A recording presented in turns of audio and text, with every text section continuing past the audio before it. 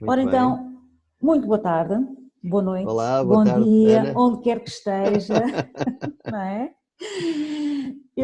Estamos aqui à conversa com o Jorge Dias, que eu agradeço desde já profundamente a disponibilidade que teve para falar aqui um pouco connosco. O Jorge Dias é um coach, acho que pelo menos a nível nacional, quem eu conheço melhor, portanto eu tenho acompanhado o trabalho dele, a nível de PNL, ele já vai falar um pouquinho sobre isso, porque ele melhor que ninguém fala sobre isso. O Jorge Dias, eu convidei-o aqui para falar connosco exatamente acerca deste processo que todos nós estamos a acompanhar e para que ele nos conte a melhor forma, de uma forma completa, passa a redundância, a melhor forma de nós ultrapassarmos isto com as ferramentas que nós temos. Porquê? Porque cada um de nós tem o seu processo mental, tem o seu processo emocional e o seu processo espiritual, com que vem vivendo, vem evoluindo, e temos às vezes ferramentas que são intrínsecas em nós, mas que nós usamos mal. E sobre isso, o Jorge, eu julgo que é um pouquinho isso. Nós, pela nossa natureza, nós temos tendência a olhar para a versão menos atrativa das situações. Jorge Dias, antes de mais, eu gostaria que se apresentasse aqui às pessoas que nos estão a ver e a ouvir, falar um pouco sobre o seu trabalho e então íamos depois fluindo para o restante tema da nossa conversa. Muito bem. Obrigado, Ana Correia, por este convite. E como é que eu me posso apresentar? Bom, eu dedico neste momento à formação, portanto, e ao coaching, desenvolvimento pessoal, também à produção de ferramentas terapêuticas e de coaching, portanto, nomeadamente como cartas e outros jogos para fazer mais facilmente as pessoas fazerem os processos e terem atividades mais lúdicas dentro destas atividades. Como é que isto surgiu na minha vida? Isto surgiu na minha vida por um evento pessoal, por um processo pessoal. Não tinha nada a ver com algo externo como nós estamos a viver agora, como um coronavírus ou um cataclismo, tem a ver com um processo pessoal mesmo da minha vida. Antes disso, eu já estava ligado ao coaching, já estava ligado a estes processos, mas numa perspectiva mais empresarial, porque eu estava a fazer um mestrado na altura, no princípio dos anos 2000, e estava muito direcionado para organizações, e depois virei um bocado para a parte pessoal, porque no fundo fez mais sentido para mim, porque além do processo pessoal que eu estava a passar, também fez sentido que antes de chegarmos às organizações, antes de chegarmos à direção e às chefias e às próprias pessoas definidas como colaboradores ou funcionários ou empregados, há um processo pessoal por trás dessa vertente mais profissional. Portanto, e a grande viragem deu-se ali mesmo em 2009, quando saí de uma organização com um litígio em tribunal e acabei por ficar um bocado aborrecido com aquela situação e começar a ruminar muito sobre aquelas questões.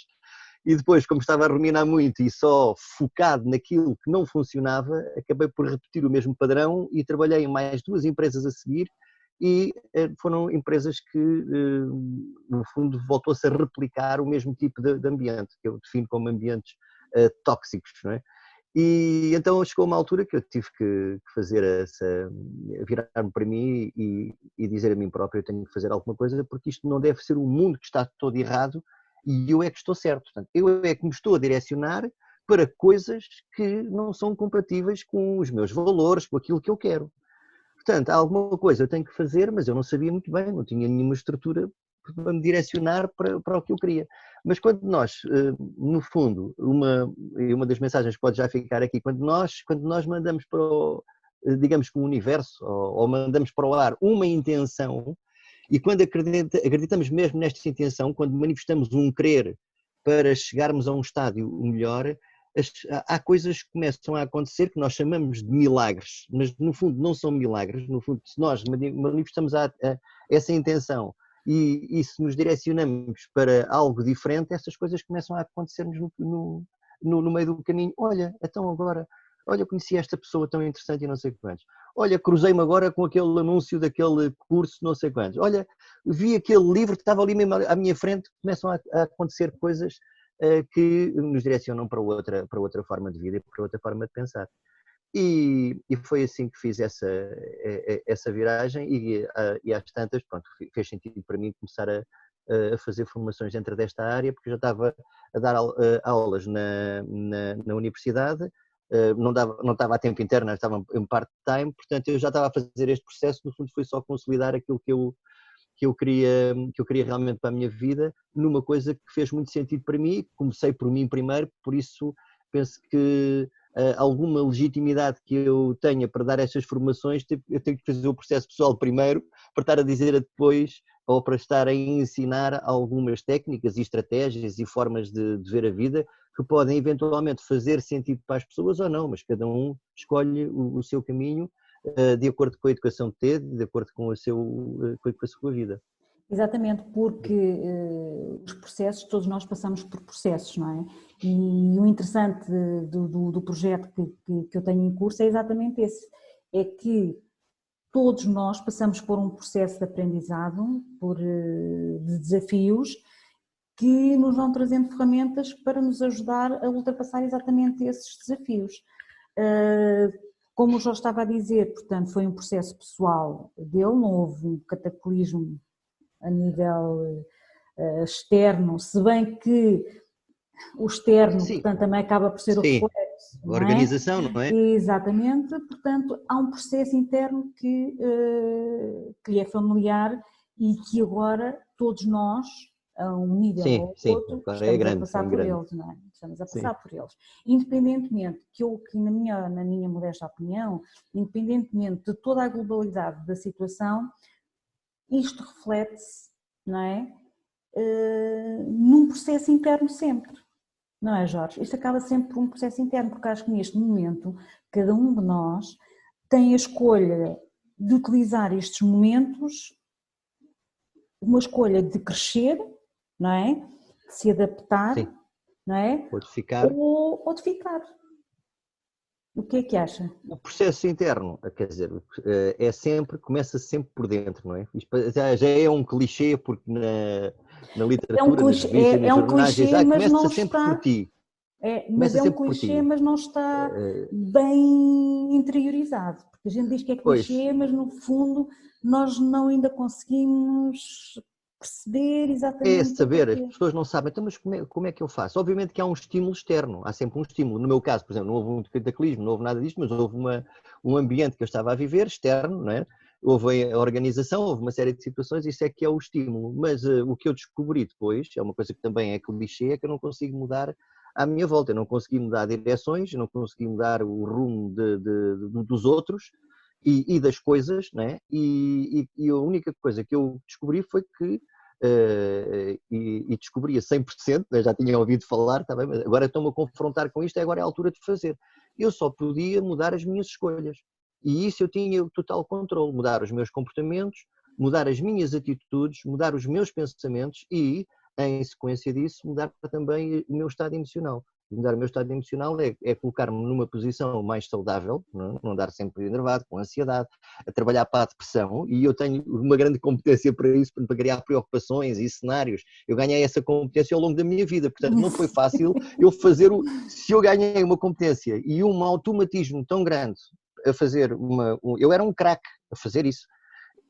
Portanto, o processo não é de um momento para o outro. Tem que se ir trabalhando a pouco e pouco até conseguir atenuar essa vertente e começar a potenciar outra mais positiva.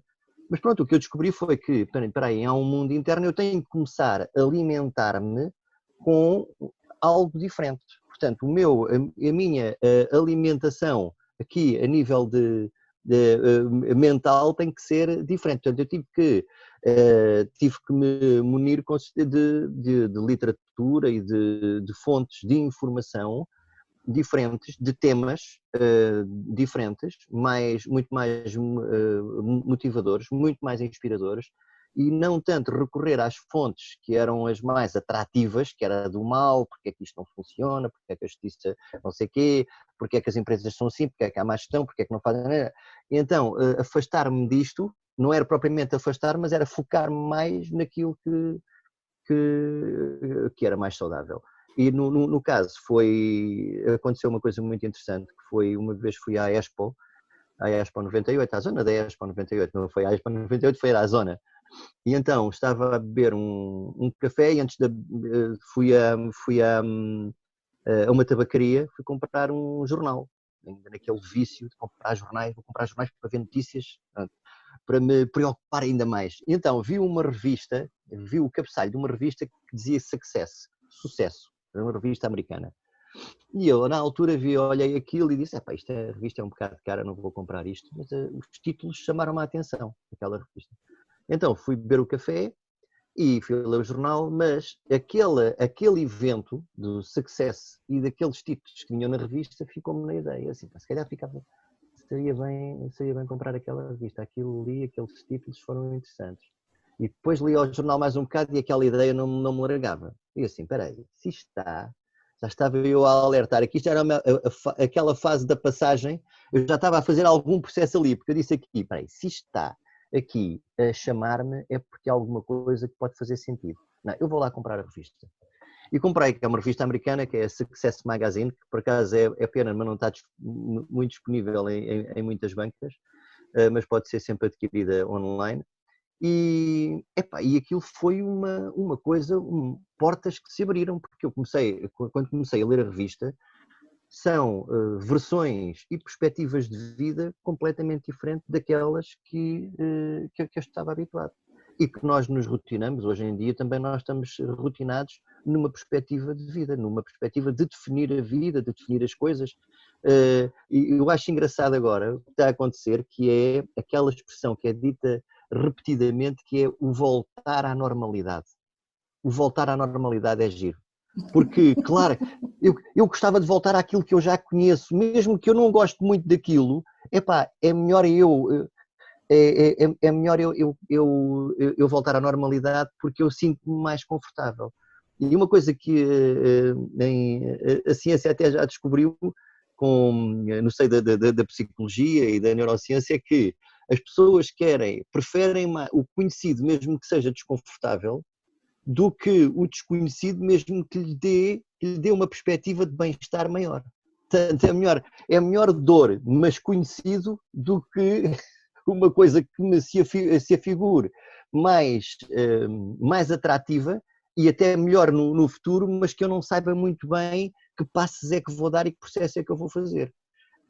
Pronto, e é interessante isto porque eu descobri que havia uma nova normalidade para lá daquilo que eu estava a ler e que eu tinha que trabalhar até a conseguir.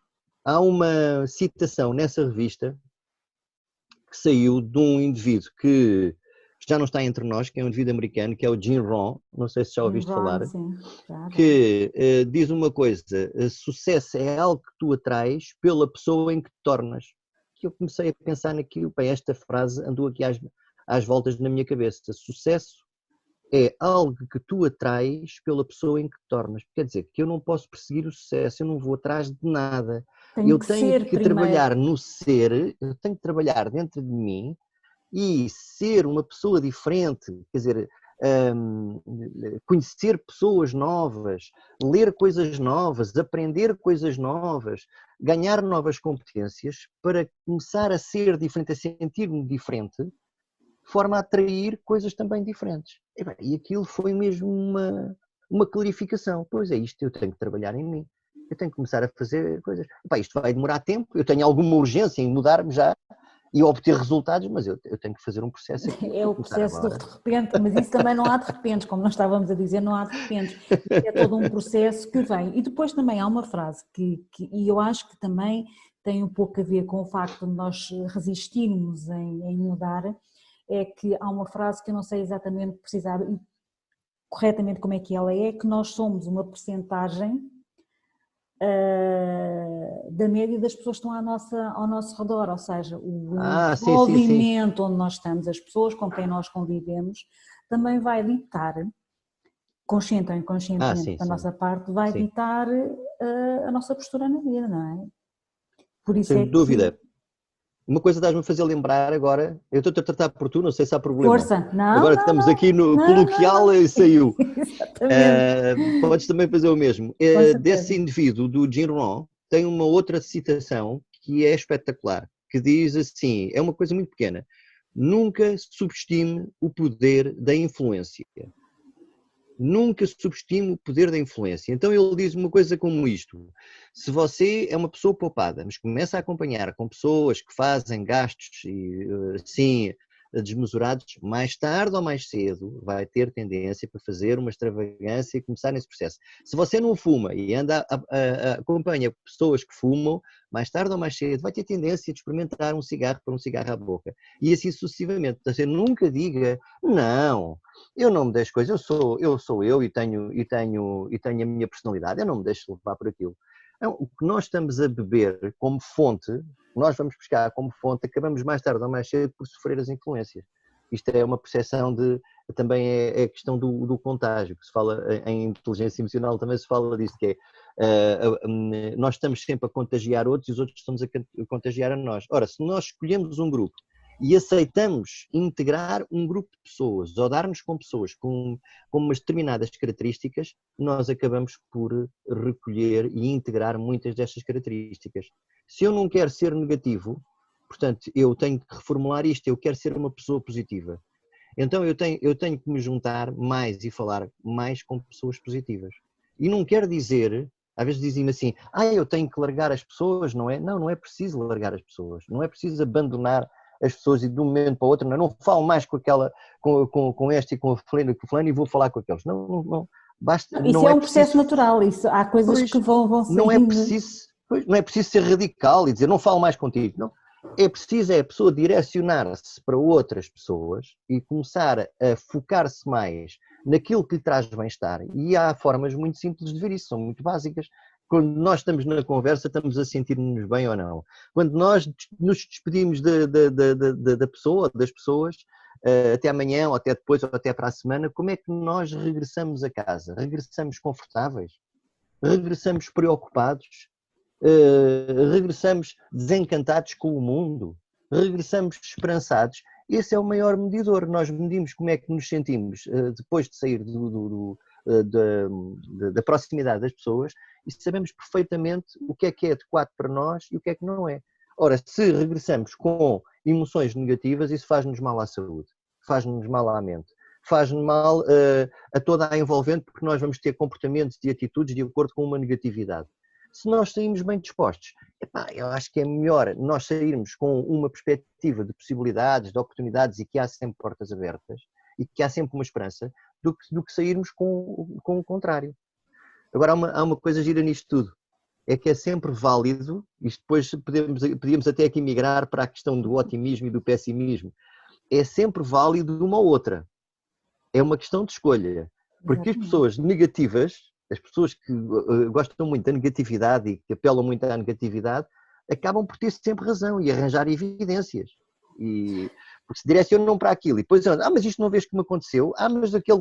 Claro que se o foco delas é aquilo, elas vão ter sempre razão. E tão válido é a pessoa ser positiva. E vai arranjar situações e vai focar-se em coisas que são positivas e arranjar exemplos e vai ter sempre razão. Portanto, aqui, lembras-te daquele, não sei se já te contaram aquela metáfora, que é um avô que está a dizer ao seu neto que dentro de nós existem dois lobos. Eu não me lembro muito bem como é que é, mas dentro de nós existem dois lobos. Um lobo é simpático, é empático, é não sei o quê, e o outro é cheio de raiva, e o neto às tantas perguntas. Então, qual é o lobo que ganha? Olha, é aquele que tu alimentares mais. Portanto, a Exatamente. escolha, lá vamos ao processo interno que estávamos a falar no início, não é? A escolha tem que ser mesmo nossa e é a nossa responsabilidade, não é a responsabilidade dos outros. Aqui eu vejo isso claramente, porque pronto, eu também já passei pelos processos e neste momento de reclusão que nós temos, nós poderíamos dizer que até estávamos num momento em que isso tornaria bem mais fácil de fazer essa escolha e de E porquê que nós, como seres humanos, não fazemos essa escolha? Porque nós continuamos a ver, como eu disse há pouco, o exemplo, que eu estava a assistir à conferência de imprensa da Direção-Geral de Saúde, e as pessoas vão para ali e vão focar-se, independentemente das notícias serem boas ou não, vão focar-se em comentários negativos, não é? Ou seja, as pessoas mesmo com a escolha que têm de se focar numa coisa boa ou numa coisa má, as pessoas escolhem sempre o foco mais negativo. E aquilo que eu lhe pergunto, na sua opinião, o que é que nos leva a nós buscar esse tipo de energia? Porque no É a fundo natureza. é a É a natureza natureza humana. humana, não é? É o nosso cérebro É, a construção do reptiliano, nosso cérebro ainda está ainda muito reptiliano. direcionado àquilo que é mau, que é assustador. Que isso, durante milénios, garantiu-nos a sobrevivência. Nós tínhamos que estar sempre a prescrutar o que era mau e o que era perigoso. E essa vertente nossa ainda não se dissipou. E isso depois é aproveitado e é explorado pelos órgãos de comunicação, que também são pessoas, não é? Também são pessoas, Exatamente, e exatamente. vão ao encontro do que parece que as pessoas querem. E as pessoas procuram realmente o mal, que é para ficarem em alerta. O problema disto é que a vida é tudo um equilíbrio, não é? E se nós estamos 90% focados só naquilo que pode correr mal, se calhar há muita coisa que vemos que vai correr mal e é um desencanto, e depois também não temos motivação para fazer nada porque isto está tudo mal, e esperamos que resolvam as coisas quem vem de fora. Já de certeza que já ouviste aquela expressão, nunca mais chega uma pessoa para resolver isto, pá. Não há ninguém que ponha termo a isto e que ponha isto na ordem. Estamos sempre à espera que Exatamente. venha um tipo pôr isto na ordem. Portanto, aí nós temos a tendência mesmo para ligar àquilo que é mau. Daí ser a nossa responsabilidade, a dizer há pouco, não é muito fácil, porque nós estamos tão automatizados que é preciso estar consciente disto e dizer não, vou fazer aqui um intervalo. E às vezes há recuos, quer dizer, às vezes a gente, já fui outra vez, já estou outra vez negativo. Eu fiz um processo, foi difícil, porque eu comecei a ler aquelas coisas, comecei a trabalhar conteúdos, comecei a fazer coisas, era tudo muito engraçado, mas de vez em quando voltava ao meu ruminar. Só que a pouco e pouco, qual é a diferença que eu tenho agora do que era antigamente? E eu, antigamente, era capaz de passar, se calhar, um dia inteiro a ruminar numa coisa, às vezes até me levava à cama, porque ficava ali depressivo, né? E parece que tinha algum prazer naquilo até. E agora as coisas atingem-me, mas possivelmente fico uma hora e estou consciente do processo que estou a fazer. Deixa lá dar lastra a isto, está bem. Vou pensar agora nisto um bocadinho. Às vezes há a impressão que é uma flagelação que dá algum prazer. E, vou ter. Então faço assim, olha, durante uma hora eu vou-me permitir a fazer isto. Ou meia hora, estar aqui. Não, ao fim daquele tempo, não. Está na hora disto, isto não é vida. Portanto, e fui-me habituando a este processo, mas isto foi uma coisa que foi evoluindo no tempo, não foi fácil. Muitas vezes entramos, eu não sou capaz de fazer isto.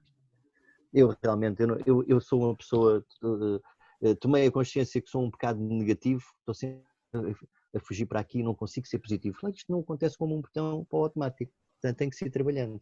Por isso, a única coisa que resta é que cada pessoa trate de si, cada pessoa se aceite como ser imperfeito. Nós somos todos perfeitos, mas tem de ser que tem muita margem de progressão, muita margem de manobra para aprender, que goste de si, que se goste de dar colinho, que se perdoa a si próprio e que continue a insistir naquele processo. Se eu sou uma pessoa positiva, eu consigo escolher o positivo, eu posso fazer escolhas diferentes do que faço agora.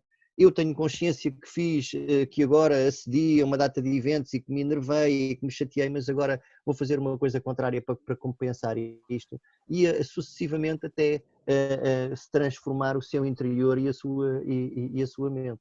Mas a nossa tendência, na verdade, o Mas não. mal está sempre em grande destaque. Há uma coisa, deixa-me só dizer-te uma coisa.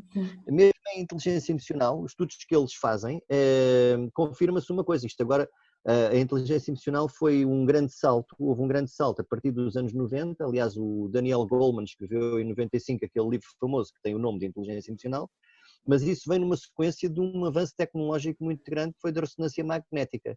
E a ressonância magnética, a partir de 92, teve um avanço tecnológico que permitiu ver os tecidos moles, portanto, inclusive é o cérebro, em alta definição e no momento real. Portanto, aí foi mais fácil aferir quais são, que emoções, que zonas do cérebro é que funcionam, o que é mais importante, quais são os efeitos. E uma das coisas que eles chegaram à conclusão foi que, na verdade, as emoções negativas, os eventos negativos, são mais poderosos e mais duradouros do que os positivos. Portanto, nós temos que ter realmente disciplina e treino em compensar essa tendência. Nós ficamos fascinados com o mal, não é? Ou com uma coisa negativa, com uma coisa que nos dizem, aquilo fica lá anos e anos e anos. Mas Por uma isso tem coisa a negativa, ver, tem a fica ver com uma a carga vida. emocional que nós Tem a damos ver para a com as situação, não é? emoções, sim, temos a Exatamente. ver com as emoções. Agora, aí é que intencionalmente nós temos aqui este pedaço de cérebro aqui atrás da testa, que é chamado córtex, não é? E que tem capacidade para gerir estes processos, deste tome de consciência, assim, bem, eu estou aqui num processo negativo, tenho que começar tenho que fazer, o que é que eu posso fazer para sair deste processo? Portanto, cabe a cada um de nós fazer essa viragem do negativo para o positivo. Mas isso é possível, Jorge, isso é possível, não é? Porque hoje a neurociência fala muito sobre a plasticidade cerebral Plasticidade, sim. e as pessoas, eu fui negativa, nunca, ou o burro velho não aprende línguas, eu sempre fui Sim, sim, sim. negativa, não vou mudar, eu não sei o quê. Portanto, mas hoje já vem sendo confirmado que a neuroplasticidade é um facto e que nós podemos reformular o nosso padrão de pensamento, inclusivamente através da PNL. Aliás, a PNL julgo que tem um papel fundamental nisso, que eu gostava que falasse um pouco nisso, Está bem, sim. nomeadamente focando sobre, porque eu sei, inclusivamente, o discurso que nós temos interno, as palavras que usamos, não é? Dá logo altera logo o nosso nível de vibração Sim, o nosso nível de emocional e bem-estar, sim. psicológico, não é? O Sim. nosso nível de bem-estar. Portanto, é possível, não é? Só que não é de repente, não é? Nós mudarmos, criarmos novas neuroconexões Padrões, sim. ou Sim. A partir whatever. das palavras, a partir do código que Exato. utilizamos, sim. Exatamente. Poder reformular e poder mudar essa realidade. Nós podemos fazer isso, certo? É possível, sim. Aliás, a PNL começou nos anos 70 e começou com uma frase, com uma pergunta muito simples, né? Como todas as ciências, como todos os modelos, começam sempre com uma pergunta, uma hipótese, que é qual é a diferença que faz a diferença? Porque é que os terapeutas, a PNL está muito assente na terapia, não é? Que é, qual é a diferença entre os terapeutas excelentes e os terapeutas medianos? O que é que uns fazem que os outros não fazem? Eles foram à procura disso e encontraram realmente os padrões de pensamento e os padrões de linguagem que uns e outros utilizavam. Depois, eles os dois, os fundadores da PNL, que é o Richard Bandler e o John Grinder, que começaram a fazer tertúlias na Universidade de Palo Alto, que é uma universidade ainda que existe nos Estados Unidos, que é uma universidade de pensadores, de inovação. Começaram a fazer tertúlias entre os colegas, e um fazia eles modelaram, eles foram à procura do exemplo de dois terapeutas na altura que eram muito famosos, que era um que era da psicologia, que era o Fritz Perls, e uma senhora que era da terapia familiar e das constelações, que era a Virginia Satir. E então eles faziam as intervenções de acordo com os padrões de um ou do outro. Portanto, e o que é que eles descobriram? Obtinham resultados realmente parecidos. Portanto, e a PNL depois evoluiu, saiu da terapia e sim, se isto é possível na terapia, é possível em todas as áreas de vida. No desporto, no ensino, na vida particular, é aqui. Procurar o que outros fazem, que estratégias é que utilizam para se sentirem melhor, para terem mais sucesso, para terem mais qualidade de vida, e naquilo que é possível, não é tornar-se no outro, naquilo que é possível é ganhar as competências que o outro faz aí, que o outro aplica. Portanto, eles deram um grande contributo nisso, né? Porque na PNL especificamente, eu entrei nestas temáticas mesmo para fazer o meu processo pessoal. Porque percebi que a PNL, o coaching é muito performance, é muito prático, é muito objetivo, A PNL é mais terapêutica, tem uma perspectiva no futuro de resolver as coisas, não é ruminar, tem que resolver, mas faz mais processos emocionais. E eu então entrei, claro que me permiti ajudar, nesse processo que eu estava a contar há bocado dos livros, depois assim, vou fazer curso de PNL para fazer o meu processo pessoal. Nem pensava eu que ia fazer formação nesta área, eu pensava que ia fazer formação era em gestão, porque eu já estava a fazer consultoria empresarial, eu queria era fazer de gestão. E então descobri ali um mundo, quer dizer, eu abordei ali muita coisa na minha vida, muito lixo que eu tinha acumulado, coisas, ressentimentos, coisas mal resolvidas, tristezas do passado que me traziam naquela altura ainda pensamentos para o presente e projetavam no futuro coisas negras, cenários pessimistas. A PNL é que me permitiu fazer isto, uma abordagem saudável, uma abordagem a recordações que eu tinha de coisinhas traumáticas, mas uma abordagem adulta.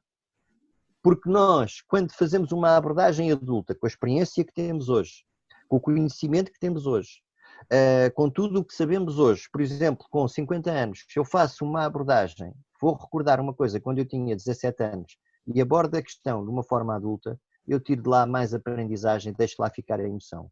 Agora, a questão aqui é que as pessoas, quando com 50 anos, com 40 ou com 60 anos, se ainda choram, se ainda sofrem com uma recordação antiga, há duas maneiras de chorar, não é? Porque a maneira quando a pessoa chora de baba e ranha é porque está mesmo associada e está a sofrer.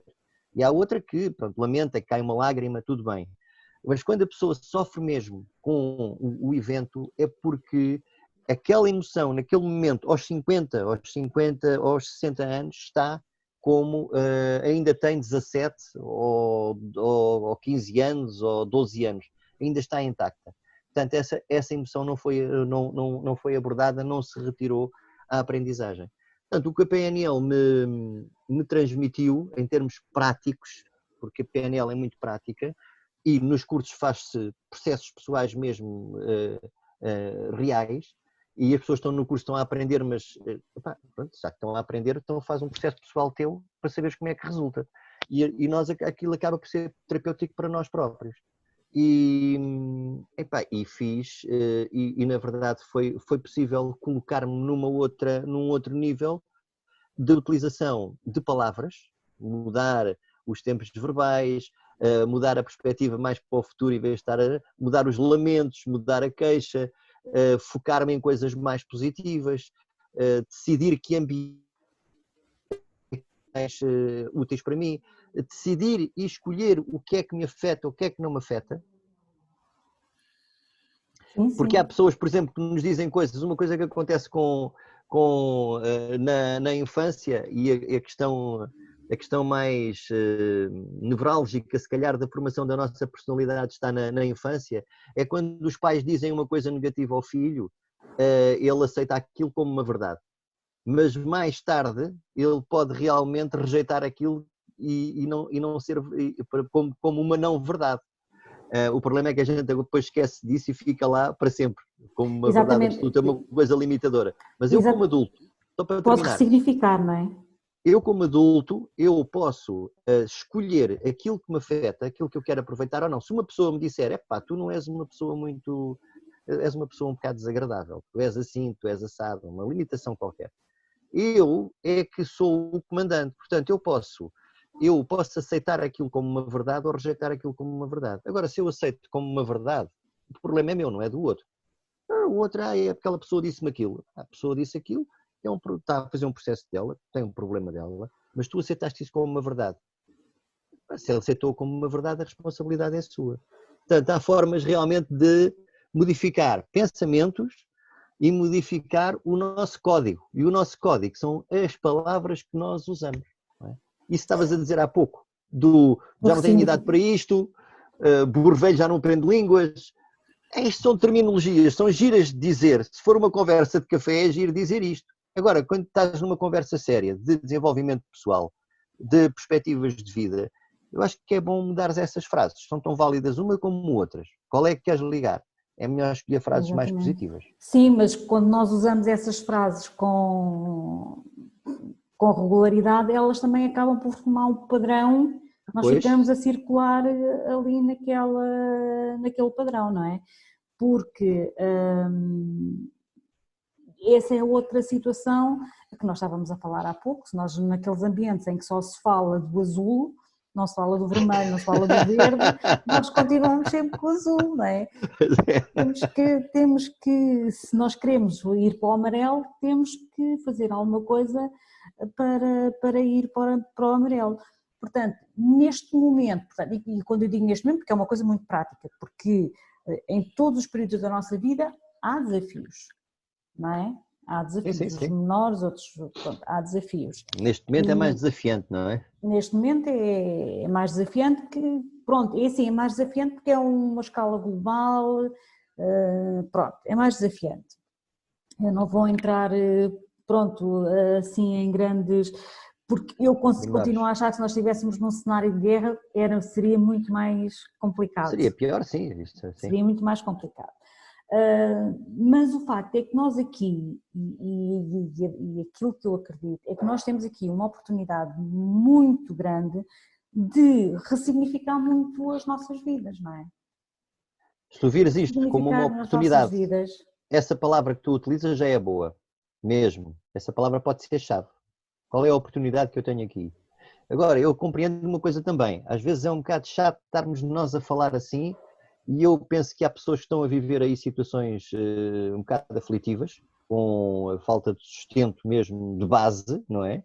E estamos a falar dos bens essenciais e que será difícil, num primeiro momento, ligarem-se a este tipo de perspectivas. Portanto, as pessoas têm urgência em arranjar alguma coisa para sobreviver e uma teoria destas pode ser, quer dizer, nem têm disponibilidade mental para estar a...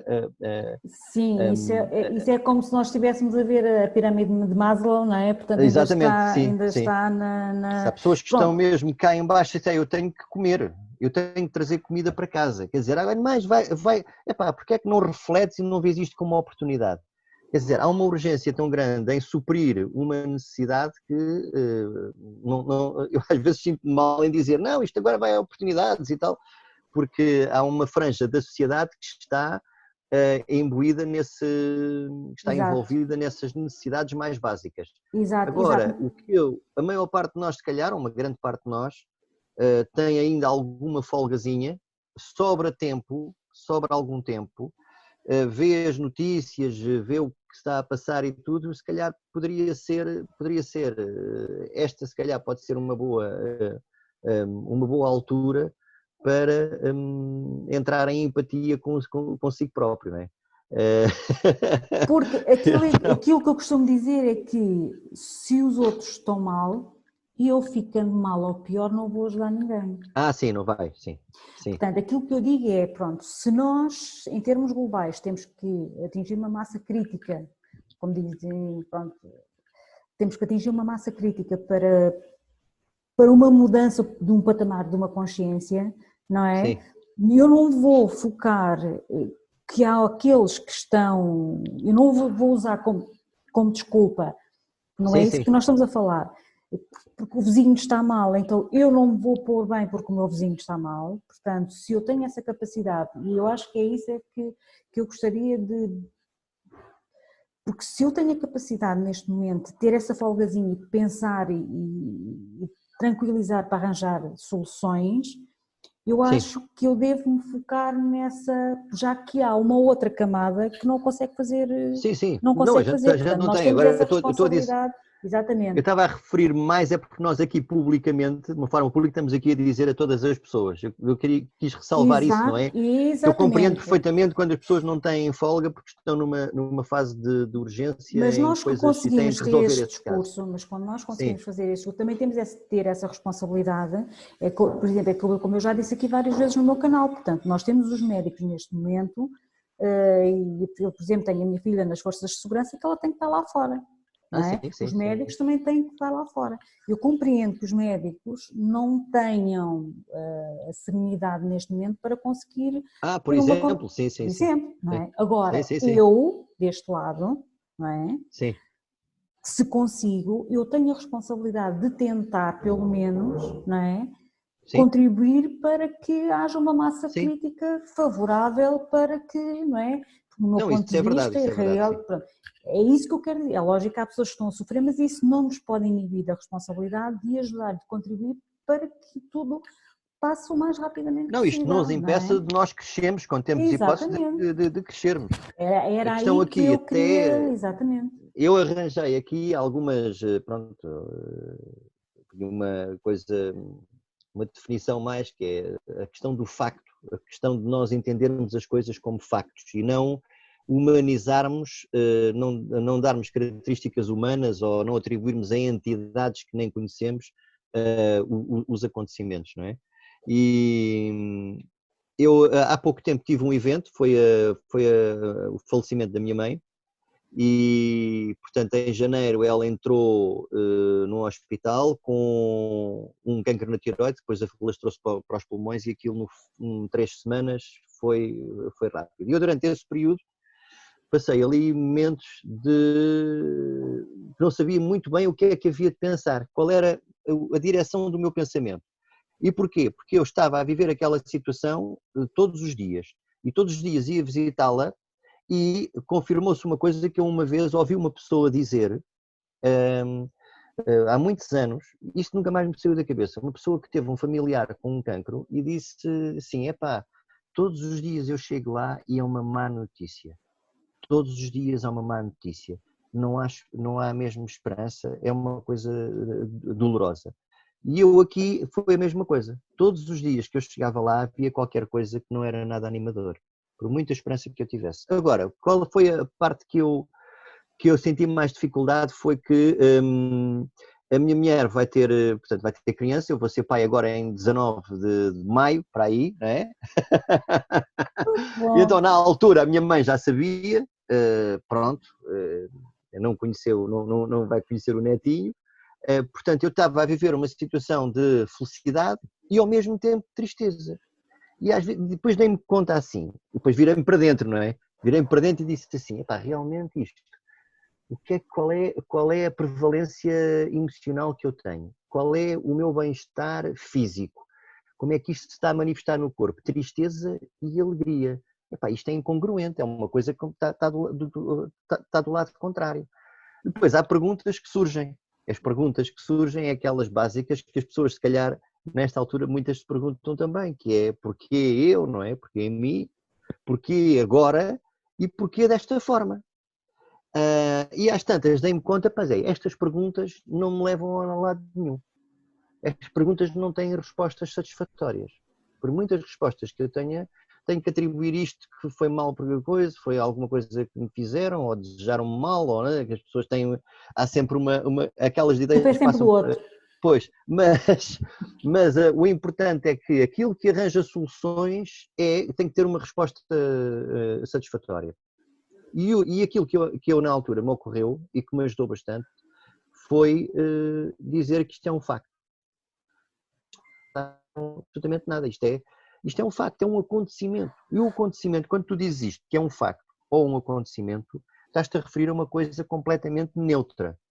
Não está lá sentimentos de maldade ou de bondade, não. É um facto. Pronto, depois tu é que dizes perante aquilo, é que dás as definições que queres. Aí fazes a escolha também interna, se há de ver aquilo como uma coisa muito positiva ou dramática, ou então como uma coisa como factual e tens que passar por aquilo. Pronto, obviamente que a minha mãe também fez as despedidas, serenou-nos a mim e ao meu pai em relação ao que estava a acontecer, ela percebeu e facilitou o processo. Mas isto de ser um facto foi realmente libertador, portanto fiz o processo bem. O que eu vejo agora, com isto do coronavírus, com este recolhimento, com esta coisa que nos incutem todos os dias nos telejornais e nos jornais, que o que está a acontecer é mau, o que está a acontecer é dramático, os corpos, os lares, os velhotes, tudo isto, e depois há uma coisa que projetam no futuro, é que já estão a pôr uma memória futura de medo, que é, vamos ter que pagar o custo não sei quantos, isto pode nunca mais ser igual e vai ser pior, nunca mais, não tem nhanhanhã. Portanto, a melhor estratégia é mesmo, isto é um facto que está a passar, eu não me interessa do que é que vai acontecer no futuro, porque eu tenho quase a certeza, eu não tenho a certeza absolutíssima porque não tenho os dados todos, mas eu tenho a certeza que ninguém sabe como é que isto se vai passar, porque os movimentos sociais, todas as transformações sociais têm tantas variáveis que é brutal. Eu lembro-me de uma coisa, li há pouco tempo, não sei todos os dados, mas que falam muito da peste negra. Foi no século XV, XVI. Sim, A peste sim, negra exatamente. estava bem identificada porque aquilo tinha a ver com falta de higiene e tudo, também não havia os impactos tecnológicos que há agora, portanto as teorias da conspiração naquela altura se calhar eram muito mais básicas. Mas aquele período em que houve a peste negra foi o período suficiente para que, portanto, mudasse o modelo económico, mudasse o modelo político, mudasse a organização social. Foi uma das coisas que fez com que o feudalismo terminasse. Porque muitas cidades e muitos centros urbanos ficaram sem praticamente ninguém, muitos dos senhores que tinham as terras morreram, outros fugiram, e então as pessoas tiveram que se virar. Portanto, quando aquilo voltou ao normal, não era normal, quando voltámos à vida, a economia tinha mudado. Portanto, as pessoas tornaram-se mais empreendedoras, as pessoas fizeram coisas diferentes e todo o modelo económico mudou. Portanto, eu penso que isto pode ser uma oportunidade, mas pode ser também uma forma de uma coisa gira, que é que isto vai revelar o que há de pior de nós como humanos e o melhor de nós. E nós temos que fazer uma escolha sempre. O que é que eu quero relevar mais em mim? É o pior ou o melhor? Mesmo que às vezes a gente diz assim, há uma coisa que eu acho um piadão que é eles é que se safam. Eles, a gente nem sabe quem são eles, mas a gente imagina, né? As pessoas más é que se safam, as pessoas não sei quantas. E então eu vou-me direcionar para quê? Vou-me direcionar, se eu fazia ainda pior, será este o caminho? Estás a dizer isso, mas se foste tu também fazias o mesmo. Eu, não, se calhar, não fazia o mesmo. Mas o caminho será nós tirarmos sempre o melhor de nós, para podermos dar um passo em frente e não acreditarmos, termos uma reserva que tudo o que estão a dizer em relação ao futuro, há muita coisa que vai ser muito desafiante, não vai ser confortável, não é normal, ainda bem que não vai ser tão normal como agora. Vão-se fechar muitas portas, mas vão-se abrir muitas outras portas. Vai haver muita coisa que é fascinante, que vai revelar muita da bondade do ser humano, muita da capacidade que nós temos de fazer coisas boas, e vão haver outros que, devido às características que têm, também não vão mudar, porque às vezes, por exemplo, pode ser um abutre, é sempre um abutre, um leão é sempre um leão, quer dizer, não mudam de linha. Portanto, aquilo que vamos ter que conviver é com a parte que nós definimos como má e a parte que nós definimos como boa. E focar-nos o mais possível naquilo que nos faz viver pelo melhor e que nos faz viver pelo melhor de acordo com os nossos valores, com os nossos, com a família e com a nossa comunidade. Pronto, é mais ou menos a ideia que eu tenho. É exatamente, portanto, e direcionarmos ao positivo. Exatamente, é aceitar a dualidade, ela está lá, não é? Agora, escolhermos conscientemente de que lado é que vamos querer estar, não é? Estamos aqui a chegar ao limite desta nossa primeira conversa. Assim, muito rapidamente, umas dicas para as pessoas que nos estão a ouvir. Há bocadinho falaste que as pessoas que estão com mais dificuldade... Temos quanto tempo? É mais ou menos, sim, mais ou menos. 5, 10 minutos. Tenho aqui dois livrinhos simples, queres que eu... Sim, só queria focar numa coisa. Essas pessoas que estão com mais dificuldade, houve uma vez que uma amiga me disse assim: meditar não me dá dinheiro. Porque eu faço meditação e ela dizia: mas o meditar não me dá dinheiro.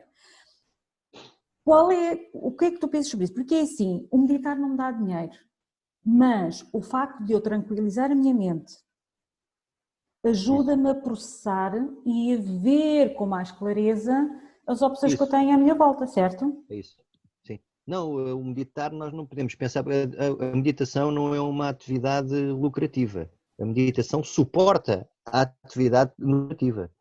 Se tu quiseres ter lucro, se quiseres ter objetivos, se quiseres ter uma perspectiva positiva da vida, não é vender meditação, nem é a meditação que dá dinheiro logo, mas a meditação suporta isso tudo, porque te dá, lá está a tal coisa que o Jim Rohn disse, não é?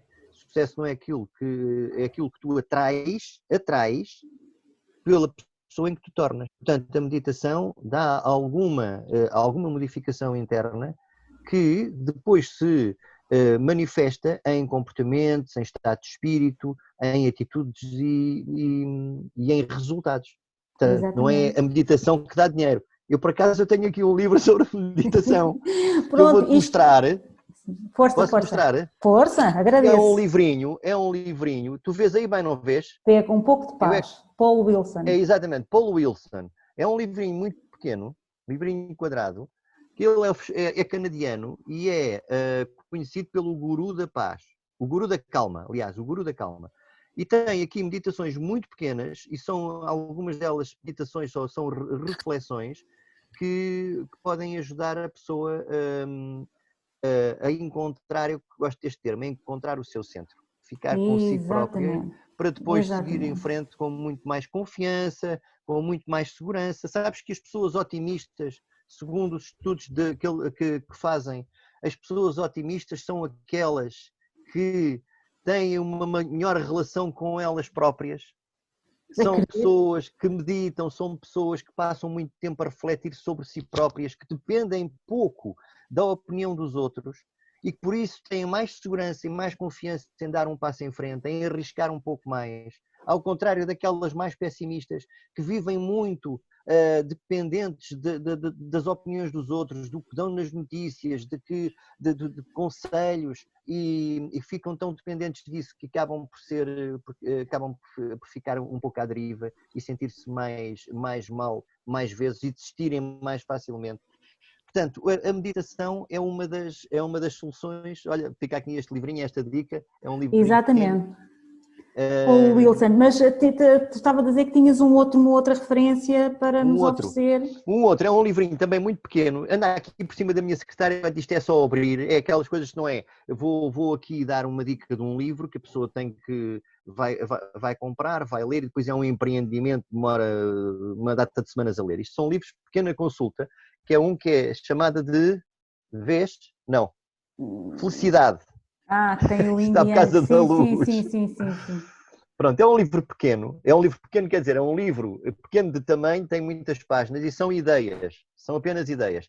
E então, abrir este livro é assim dar uma lavagem mental, é fazer assim uma lavagenzinha mental. Eu tenho aqui uma, por exemplo, que é, vê lá o tempo, que é o quê? Permite ser tu mesmo, nunca poderás ser feliz a tentar ser outra pessoa. Isto é simples, nós não devemos ter a necessidade de aprovação. Necessidade de aprovação é que os outros aprovem. Exatamente. É que os outros, se não gostarem de nós, também nós não gostamos. Temos que nos adaptar sempre aos outros. Exatamente. E a necessidade de aprovação é aquilo mais lixado que existe na nossa vida para nós nos sentirmos mal e para não fazermos nada. Uma coisa é o desejo de aprovação. Pronto, todas as pessoas gostam de um reconhecimento, que lhe batam palmas, que a aplaudam. Mas outra coisa é a necessidade. Uma coisa é o desejo, outra coisa é a necessidade. Se é uma necessidade, eu estou dependente disso. A outra dica, não sei, falta 1 minuto, 2 minutos? Força. É, não percorras grandes distâncias na tua busca pela felicidade. Podes descobrir grandes felicidades em pequenos caminhos. Às vezes consegue-se encontrar satisfação em pequenas coisas. E há uma coisa que eu vou aqui referir, que é de Buda, portanto é de um homem que tem uma corrente espiritual e religiosa, que era, ele sentia-se iluminado quando tornava extraordinário algo que era perfeitamente banal e familiar. E acho que um dia foi com uma formiga, se não estou em erro, ele olhou para o chão e viu um ser tão insignificante, tão indefeso, tão pequeno em relação à complexidade do mundo, e ele esteve ali a refletir sobre aquele ser e a focar-se naquele ser, e com isso sentir-se iluminado. Portanto, as pessoas podem fazer isto em casa, que é estar no momento presente, uma coisa que é perfeitamente banal, adquirida, familiar, uma planta, por exemplo, um objeto qualquer que lhe foi dado que tenha um valor sentimental que está lá esquecido e que está banalizado. É a pessoa refletir um pouco sobre isto e pensar e permitir-se ter alguns pensamentos sobre essa fonte. E conseguir iluminar-se com estas pequenas dicas, com pequena meditação. Não é preciso meditar muito, é preciso refletir só um pouco, e com com estes 2 ou 3 conselhos que eu dei aqui, talvez tenham mais ideias para algumas outras atividades. Exatamente, portanto, manter acima de tudo, manter a calma e manter a perspectiva e escolher o foco da nossa atenção, no fundo. Correndo o risco de repetir, só aqui uma dica, só mesmo para nos despedirmos de quem nos está a ver, e uma sugestão. Olha, uma dica, chega aqui os monges do deserto. Tenho aqui um exemplo, descobri aqui uma coisa dos monges do deserto, foi uma corrente monástica do século III depois de Cristo. Então eles criaram um método para combater os pensamentos negativos. E a forma de combater os pensamentos negativos é escolher um pensamento que eles chamam de pensamento guardião.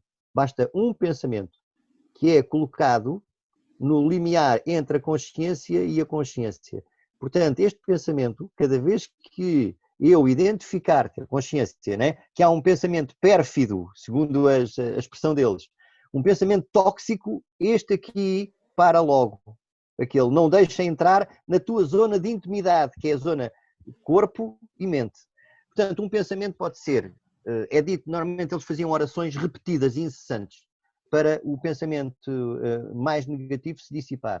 Aqui pode ser eu sou eu, eu sou eu, eu sou eu, eu sou eu. Pode ser eu quero, eu posso, eu consigo. Pode ser Deus está comigo. Pode ser até esta frase, vai tudo correr bem. Uma frase deste tipo, escolham apenas um pensamento e uma frase para ser o fiscal da vossa sanidade mental, para ser o garante da saúde mental. Eu acho que melhor não devíamos ter acabado mais palavras, não acrescenta mais nada. Jorge Dias, olha, muito obrigada por teres aceito Obrigado eu, Ana. de estarmos aqui à conversa. Você aí desse lado, espero que tenha gostado. Gostei, pode visitar o Jorge Dias, portanto, no Facebook. Eu vou deixar na descrição do vídeo, portanto, os contactos dele, portanto, pode acompanhar os trabalhos que ele vai realizando.